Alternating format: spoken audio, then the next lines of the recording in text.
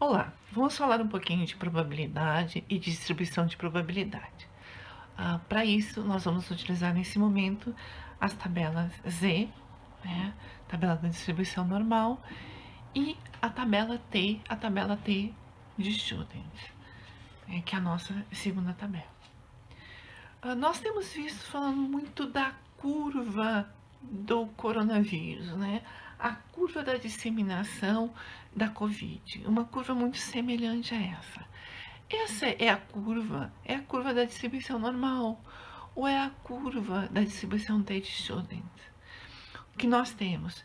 Que a curva toda, a área toda dessa curva, representa o 100%.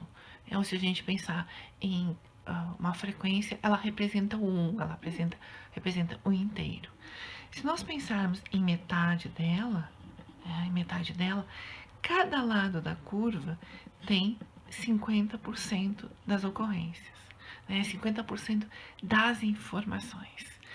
E a medida de tendência central que nós temos, a medida que fica bem no meio dessa curva, é a média. E nós temos em torno da média a variação dada pelo desvio padrão, onde nós podemos ter desvios padrões acima ou abaixo da média. Nós podemos ter, por exemplo, um desvio padrão acima da média, dois desvios padrões acima da média, três desvios padrões acima da média, ou abaixo da média. Um desvio padrão abaixo da média, dois desvios padrões abaixo da média, três desvios padrões abaixo da média, que nos dá a variação dos dados em torno da média. A ideia é que próximo à média a gente tenha uma maior concentração dos dados, à medida que a gente vai se distanciando da média, tanto para o lado positivo quanto para o lado negativo, a gente tem uma menor concentração desses dados. A área subacurva da distribuição normal ou da distribuição T é uma área tabelada, é uma área dada em tabelas, nós já temos ela tabelada. Então, nós temos as tabelas onde a gente vai utilizar para, quando a gente está utilizando amostras grandes, a gente vai utilizar a tabela Z.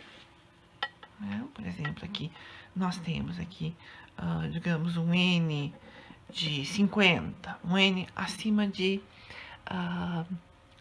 30. Então, a gente vai usar a tabela Z, onde nós vamos ter nos testes o nível de significância, o alfa, que dado pelo pesquisador, ou dado no exercício, dado no problema, digamos que aqui o alfa seja de 2%, o ideal que seja até 5%.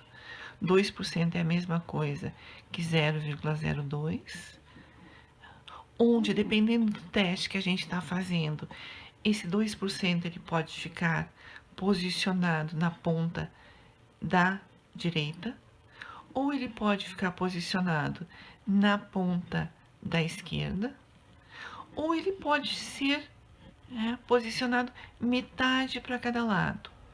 Pode ficar posicionado 1% para cada lado.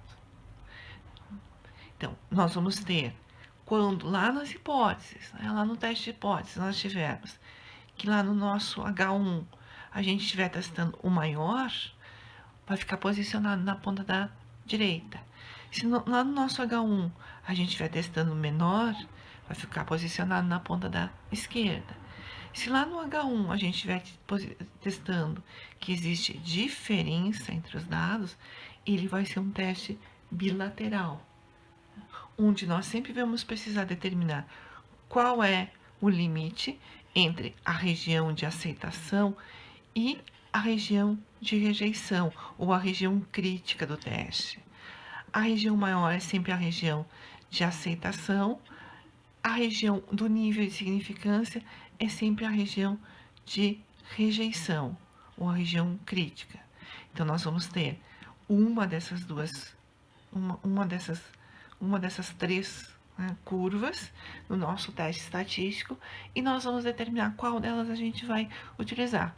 Então, maior teste unilateral à direita, menor unilateral à esquerda, diferente bilateral. E nós precisamos determinar sempre qual é o valor que limita a região de aceitação da região de rejeição em cada teste. Para isso, a gente vai utilizar a tabela Z, porque nós temos uma amostra grande. E sempre olhando a área até o centro. Tá? Nós temos o centro, que nos separa 50% dos dados acima e 50% abaixo. Se a ponta aqui é 2%, até o centro vai ser 48%.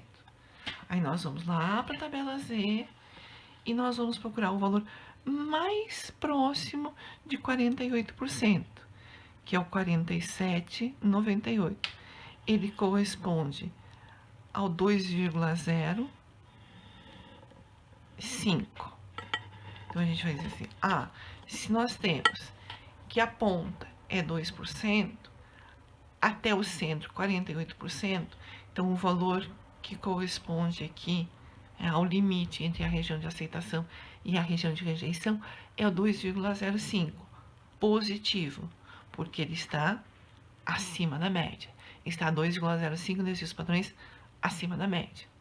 Da mesma maneira, se nós estivermos procurando na tabela Z, a ponta da esquerda, a ponta vale 2%, até o meio 48%, procurando lá na tabela Z, o valor mais próximo de 48% é 47,98, que ele corresponde na linha ao 2,0 e na coluna 5. Então, o valor limite aqui entre a região de aceitação e a região de rejeição é o 2,05, negativo, porque ele está abaixo da média. Então, essa área está a 2,05 desvios padrões abaixo da média. Se nós tivermos bilateral, a gente vai pensar também na área até o meio, se a ponta aqui é 40%, se a ponta aqui é 1%, até o meio vai ser 49%, tanto faz se é a direita ou a esquerda. Nós procurando lá na nossa tabela o mais próximo de 49% é o 49,01, que ele corresponde na linha do 2,3 e na coluna do 3. Então, a gente vai ler como 2,33.